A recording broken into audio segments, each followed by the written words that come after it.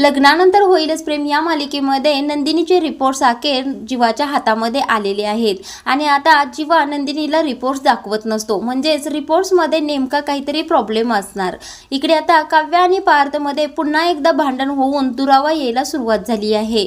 तोपर्यंत इकडे आता रम्याची बाजू घेऊन हा विजय मतकरी पार्थशी भिडलेला आहे। हा विजय पार्थला धमकीच घालत असतो की जर पुन्हा रम्याच्या डोळ्यामध्ये पाणी आलं तर तुला मी सोडणार नाही। तर प्रेक्षकांनो नेमकं हे कसं आणि काय घडतं तेच आपण या व्हिडिओमध्ये पाहणार आहोत।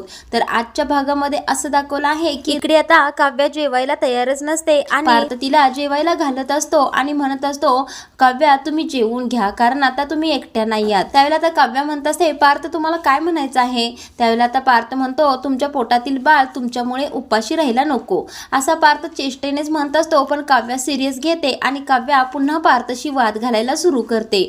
आता काव्या म्हणत असते तुम्हाला मला भूक लागले याच्याशी काहीच देणं घेणं नाहीये, तर तुमचं बाळ उपाशी राहील म्हणून मला जेवायला सांगत आहात। त्यावेळेला आता पार्थ म्हणतो काव्या तुम्ही माझ्या प्रत्येक बोलण्याचा अर्थ चुकीचा का काढत आहात? त्यावेळेला आता काव्या म्हणत असते मी चुकीचा काढत नाहीये, तुम्ही चुकीचं वागत आहात, तुम्ही मला समजून घेतच नाही। त्यावेळेला आता पार्थ पुन्हा काव्याला जेवणाचं ताट करायला सुरू करतो आणि म्हणत असतो बरं ठीक आहे तुम्हाला भूक लागली असेल म्हणून तुम्ही जेवून घ्या। त्यावेळेला आता काव्या म्हणत असते देशमुख मला वाढण्याची काहीच गरज नाही, मी जेवून घेईन, तुम्ही जा, तुम्ही झोपायला जा असं म्हणते। त्यानंतर पार्थ आता उठतो आणि झोपायला जातो। आता इकडे काव्या जेवण खातच नाही। आता या दोघांमधील वाद ऐकते रम्या। आता रम्या या काव्याजवळ येते। या रम्याला या काव्याची मैत्री खरीच वाटायला लागलेली असते। काव्याचा रम्यावर विश्वास सुद्धा बसत असतो। आता इथे रम्या म्हणत असते अगं काव्या काय चाललं आहे, जेवण का काढून ठेवत आहेस तू जेव ना। त्यावेळेला काव्या म्हणते नाही मला जेवायचं नाहीये, मला भूक नाहीये, मला काहीच खावंसं वाटत नाहीये। त्यावेळेला रम्या म्हणते तुला जेवण खावंसं वाटत नाही ना, बरं ठीक आहे मी तुझ्यासाठी फळं घेऊन येते। त्यावेळेला आता काव्या म्हणते ठीक आहे रम्या तू फळं घेऊन ये, तोपर्यंत मी हॉलमध्ये बसते। आता इकडे रम्या सुद्धा प्लॅनिंग करूनच पार्थ आणि विजयमध्ये भांडण लावणार असते, म्हणजेच आता सगळ्यांचा गैरसमज व्हावा असंच ती रम्या वागणार असते। आता इकडे किचनमध्ये जाते, एका बाउलमध्ये पपई कापते आणि एका बाउलमध्ये फळं कापते। आता इकडे काव्या हॉलमध्ये बसलेली असते। आता काव्याजवळ रम्या 2 बाउल घेऊन येते, एका बाउलमध्ये पपई असते आणि एका बाउलमध्ये फळं असतात। आता इकडे काव्याला फळं देते आणि रम्या स्वतः पपई घेते। आता त्यावेळेला काव्या म्हणते अगं पपई तू पपई खाणार आहेस? त्यावेळेला रम्या म्हणते हो अगं मला खावीशी वाटत आहे म्हणूनच मी आणली आहे। आता काव्या म्हणत असते रम्या किती छान माझ्या आवडीची सगळी फळं तू आणली आहेस बघ। त्यावेळेला रम्या म्हणते अगं ठीक आहे ग खा, तुला काय आवडतं काय नाही ते मला माहीत आहे। इकडे आता रूममध्ये पार्थ काव्याचीच काळजी करत असतो की त्या जेवल्याच नाहीत अजून, त्यांना काहीतरी खायला सांगितलं पाहिजे। इकडे आता दुसरीकडे जीवा खूपच टेन्शनमध्ये असतो। नंदिनी झोपलेली असते पण जीवाला झोपच येत नसते। आता जीवा याच काळजीत असतो की नंदिनीला जर बाळ झालं नाही तर काय करायचं आणि कसं करायचं। आता जीवाच्या डोळ्यामध्ये पाणी वाहत असतं। आता जीवा वही पेन घेऊनच नंदिनी आई होणार असंच लिहित बसलेला असतो। आता इकडे जीवाला खूपच वाईट वाटत असतं आणि काहीच सुचत नसतं त्याला या समस्येवर कसं उत्तर काढायचं। आता दुसऱ्याच दिवशी नंदिनीचे रिपोर्ट्स येणार असतात।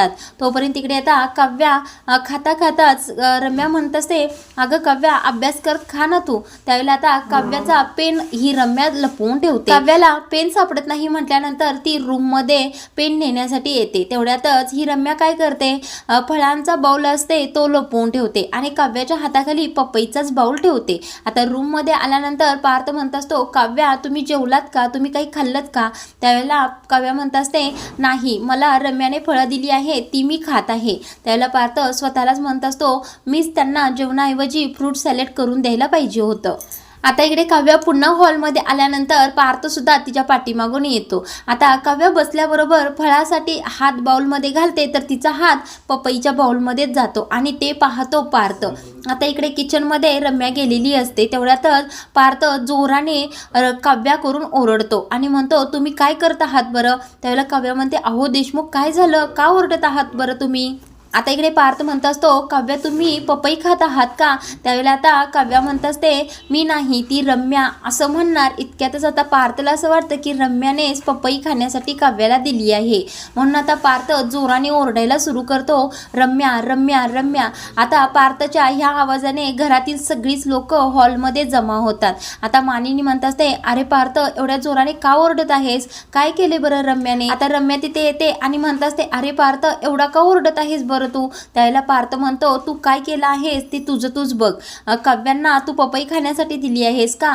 तू माझ्या बायकोपासून आणि माझ्यापासून दूर राहायचंस, तुला पुन्हा पुन्हा सांगणार नाही. पार्थ रम्याला असं ओरडत असतो, तेवढ्यातच कुठून हा विजय तिथे येतो आणि या पार्थचं बोट धरतच आणि खाली करतच म्हणत असतो, पुन्हा माझ्या बायकोला बोलताना विचार करूनच बोलायचं. रम्या नाही तर रम्या विजय मतकरी आहे ती आता, आणि तिला या घरामध्ये अशी वागणूक देता का तुम्ही? असा अपमान करता तिचा. तोपर्यंत तिकडे रम्याने खोटं नाटक रडण्याचं सुरू केलेलं असतं. आता मानिनी म्हणत असते, विजय तुम्हाला माहीत नाही तर काय झालं आहे, तुमचा काहीतरी गैरसमज होतोय. त्यावेळेला विजय म्हणतो, काही सुद्धा गैरसमज माझा होत नाहीये. त्यावेळेला आता पार्थ म्हणतो, विजय एकतर तू माझ्या घरात आला आहेस आणि मलाच धमकावत आहेस, त्यामुळे मी तुला काही बोलत नाही. तर आता पार्थ म्हणत असतो, बघ माझी बायको प्रेग्नेंट आहे आणि तिने पपई खाण्यासाठी दिली आहे. त्यावेळेला रम्या म्हणते, अरे पार्थ तुझा काहीतरी गैरसमज झाला आहे, इथे पपई ही माझ्यासाठी ठेवली आहे आणि तो बघ. आता इकडे रम्या हळूच तो लपवलेला बाउल बाहेर काढते आणि पार्थला दाखवते, हा बघ बाउल मी फळांचा काव्यासाठी आणला आहे आणि ती पपई तर माझ्यासाठी आणली आहे. त्यावेळेला आता काव्या म्हणते, हो देशमुख, रम्या बोलत आहे ते खरं आहे, कारण मी फळच खात होती आणि रम्या पपई खात होती. रम्या म्हणते, अरे मला त्याच्यावर चाट मसाला हवा होता म्हणूनच मी तो बाउल इथे ठेवला होता आणि किचनमध्ये गेले होते. आता इथे पार्थचाच गैरसमज झालेला असतो. आता हा विजय म्हणत असतो, पार्थ इथून पुढे सांभाळून माझ्या बायकोशी बोलायचं, नाहीतर आग लावीन. आता विजय असा बोलल्यानंतर पार्थसुद्धा खूपच चिडतो आणि म्हणतो, माझ्याच घरामध्ये येऊन मला पुन्हा धमकी द्यायची नाही, असं पार्थसुद्धा त्या विजयला खणखणीत आवाजातच सांगत असतो. इकडे आता पुढील भागांमध्ये आपल्याला असं पाहायला मिळणार आहे की काव्या पार्थला म्हणत असते, देशमुख तुम्ही बाळाच्या प्रेमापोटी कुणाशी काय वागताय हेच तुम्हाला कळत नाहीये, त्याच्यामुळे हे बाळच आपल्या दोघांमध्ये दुरावा निर्माण करणार आहे. तोपर्यंत इकडे आता नंदिनीचे रिपोर्ट्स जीवाच्या हाती आलेले असतात. आता इकडे नंदिनी रूममध्ये येत असते, त्यावेळेला जीवा रिपोर्ट्सच पाहत असतो. आता नंदिनी रूममध्ये आलेली आहे पाहून जीवा पटकन बेडशीट खाली रिपोर्ट्स लपवतो. आता नंदिनी म्हणत असते, जीवा काय झालं, रिपोर्ट्स मिळाले का? त्यावेळेला जीवा म्हणत असतो, नाही ग, सर्व्हर डाऊन आहे, रिपोर्ट्स मिळालेच नाहीत. आता इकडे नंदिनी बेडशीट खाली पाहते तर रिपोर्ट्स असतात.